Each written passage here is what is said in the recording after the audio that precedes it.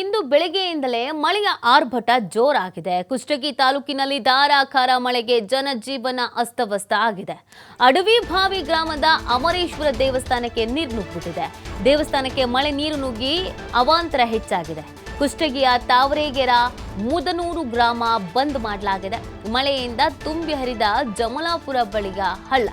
ನೋಡಿ, ಬೆಳಗ್ಗೆಯಿಂದಲೇ ಮಳೆ ಪ್ರಾರಂಭ ಆಗ್ಬಿಟ್ಟಿದೆ.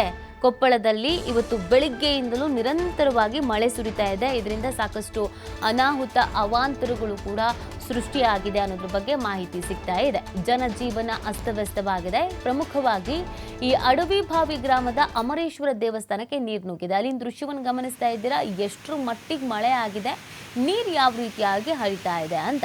ಸೊ ಹೀಗಾಗಿ ಅಲ್ಲಿನ ಪರಿಸ್ಥಿತಿ ಕೂಡ ಒಂದು ರೀತಿಯಾಗಿ ಸಂಕಷ್ಟದ ಪರಿಸ್ಥಿತಿ.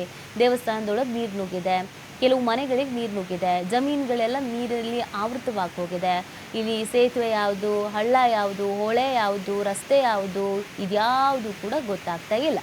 ಸಾಕಷ್ಟು ಅವಾಂತರ ಮಳೆಯಿಂದ ಆಗಿದೆ. ಬೆಳಗ್ಗೆಯಿಂದ ನಿರಂತರವಾಗಿ ಮಳೆ ಸುರಿತಿರುವಂಥ ಹಿನ್ನೆಲೆಯಲ್ಲಿ ಸಾಕಷ್ಟು ನೀರು ಆವರಿಸಿಕೊಂಡಿರುವಂಥದ್ದು ಅನೇಕ ಭಾಗಗಳು ಜಲಾವೃತವಾಗ್ಬಿಟ್ಟಿದೆ. ನೋಡಿ, ನೀರಿನಲ್ಲಿ ಹರಸಾಹಸ ಪಡ್ತಾ ಇದ್ದಾರೆ ದ್ವಿಚಕ್ರ ವಾಹನರು.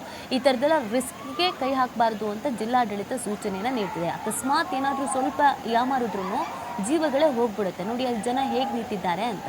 ಈ ಸಂದರ್ಭದಲ್ಲಿ ಅಲ್ಲಿ ಬೈಕ್ ಓಡಿಸ್ಕೊಂಡು ಹೋಗುವಂಥ ಅವಶ್ಯಕತೆ ಏನಿತ್ತು ಅನ್ನೋದು ಪ್ರಶ್ನೆ ಆಗುತ್ತೆ. ಸ್ವಲ್ಪ ಕಾಯಬೇಕಾದಂಥ ಪರಿಸ್ಥಿತಿ ಇದೆ. ಯಾಕಂದರೆ ಕೆಲವು ಭಾಗಗಳಲ್ಲಿ ಇದೇ ಥರದೊಂದು ಪರಿಸ್ಥಿತಿ ನಿರ್ಮಾಣ ಆಗಿರೋದ್ರಿಂದ